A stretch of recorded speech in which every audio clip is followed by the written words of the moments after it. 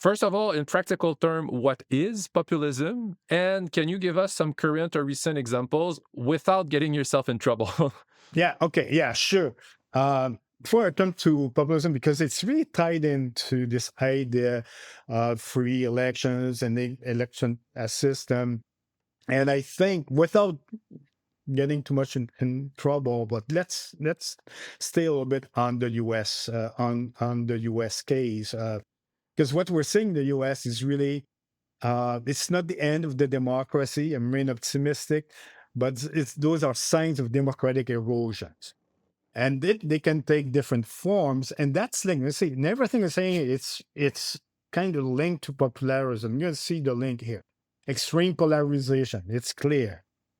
Questioning the legitimacy of elections, attempts to change electoral rules to the advantage of one party, greater concentration of executive power, pressure on certain independent institutions.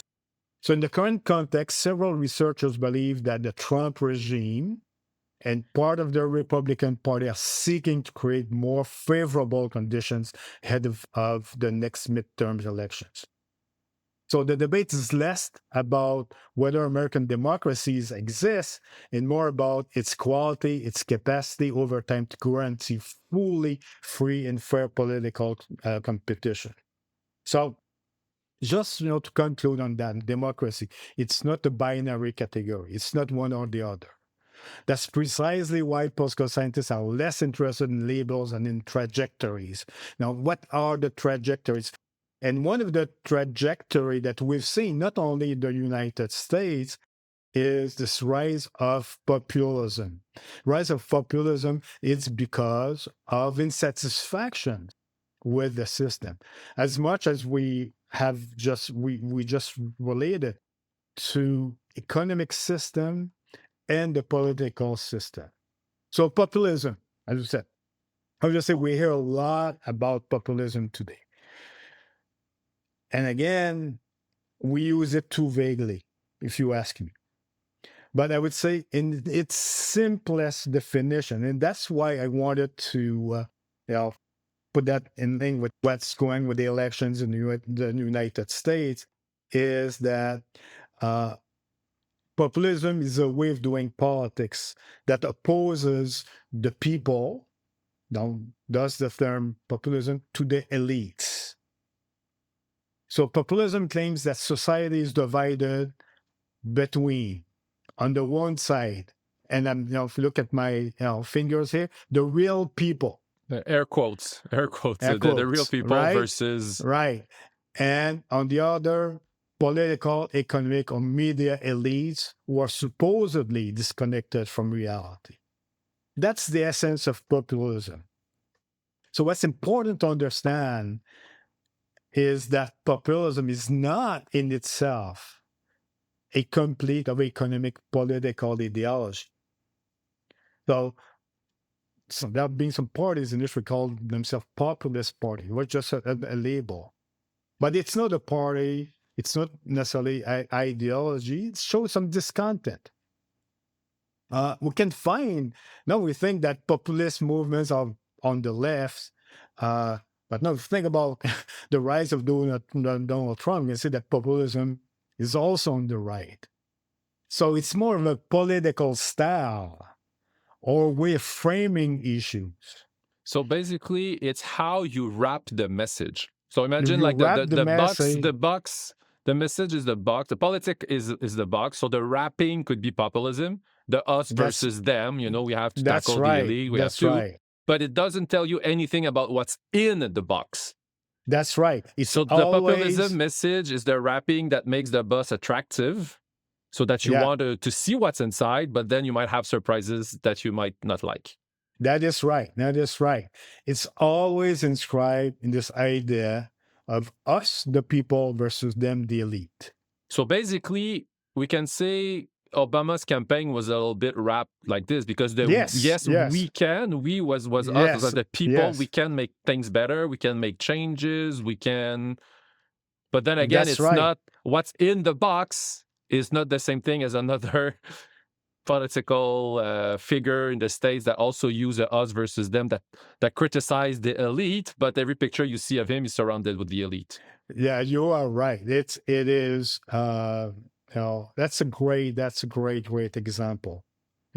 It's not just Donald Trump, I think, and that's with the election of Obama created the spark for the rise of the MAGA populism. And that's a message that, I think it's important to convey.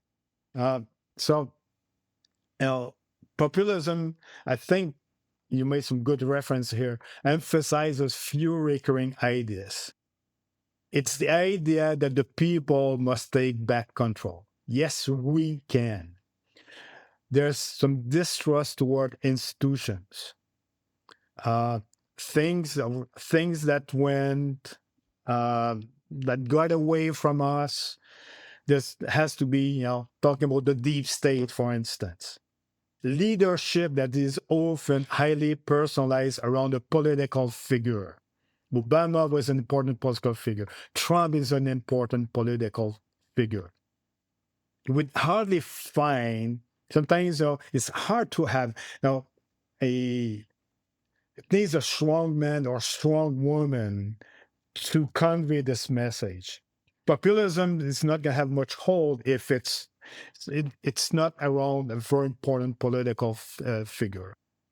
So that's important. Those are the key. What it's not, as I said, can be on the right, can be on the left. It's not fascism either. Now, it's a frequent confusion to conflate populism and fascism. So,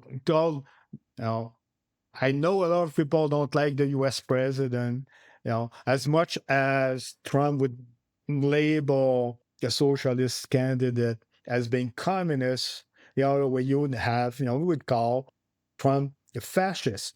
That's disputable. Maybe it's true, maybe it's not. But populism is not fascism. Populism can exist within a democracy without necessarily making it disappear. Another point that I think that is important, populism is not necessarily ignorance. When Trump says, well, those ignorant, those are my people, right? That was part of the rhetoric, right? Anti-intellectualism. I don't think you need to be ignorant and know nothing about politics and you can be manipulated easily. No, I think it's the basis on a strong resentment. It's not necessarily ignorance. People in the day-to-day life, they feel like slighted by the system.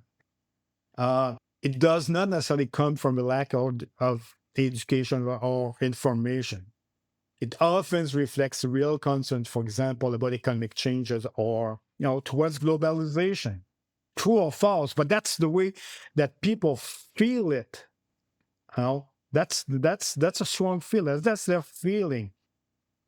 So at the same time, it's not necessarily extremism. Not all populist movements are extreme.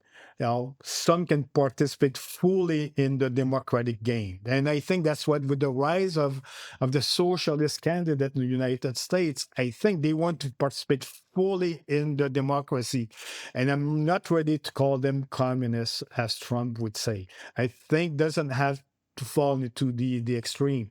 We can observe populist movement in several regions of the world today. Some movements in Europe emphasize national sovereignty, criticism of political elite. Think about France Insoumise, for instance. North America, Latin America as well. Some leaders have used populist rhetoric by strongly emphasizing the will of the people against established institutions. For example, Peronism in Argentina. So it's I just want to remind me. So it's really the wrapping, basically. So we don't have to assume that someone who does populism is ill-intended. Someone can use populism to actually really rally people around a common objective and actually make changes for the best. And in some cases, some people can use the wrapping of populism to bring people towards a less positive Unfortunately. Objective. Unfortunately, that's right. So populism is not a political system, since that's what we're talking about. It's a way of doing politics. So populists will often say, "I represent the real people," and with emphasis on the real here. And the elites have abandoned you. Populism can be a force of contestation within a democracy. It can also create tensions with democratic institutions if compromise becomes impossible. That's a real risk. So it's a way doing politics that opposes the people to the elites. It's not a complete ideology like socialism, capitalism. We can find populist movement on the left as well as the right. It can exist within a democracy, but can sometimes create tensions with institutions. And as you said, can lead to some kind of implosion of societies.